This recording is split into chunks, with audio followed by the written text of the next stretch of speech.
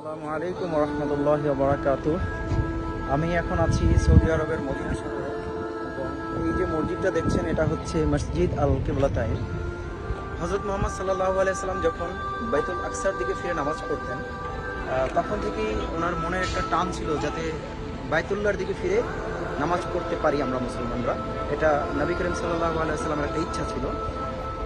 সেই বিষয়টার জন্যই আল্লাহ তাআলা এই মসজিদে নামাজরত অবস্থায় হযরত মুহাম্মদ সাল্লাল্লাহু আলাইহি সাল্লামকে নির্দেশমূলক ওহী প্রেরণ করা হয় যাতে তিনি জেরুজালেম বা বাইতুল আকসা থেকে ঘুরে বাইতুল্লাহর দিকে ফিরে নামাজ পড়েন এবং জামাতে থাকা অবস্থায় হযরত মুহাম্মদ সাল্লাল্লাহু আলাইহি সাল্লাম সাহাবীদেরকে নিয়ে জেরুজালেম থেকে ঘুরে মক্কার দিকে ফিরে নামাজ পড়তে শুরু করেন এবং সে থেকেই এই মসজিদের নাম মসজিদ আল কিবলাতাইন।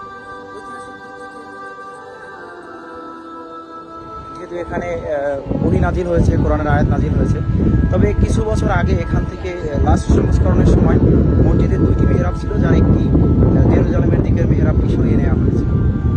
এই ছিল এখানকার সংক্ষিপ্ত বর্ণনা। এছাড়াও বিস্তারিত জানতে চাইলে আপনারা গুগল থেকে কোনো একটা আর্টিকেল পড়ে নিতে পারেন।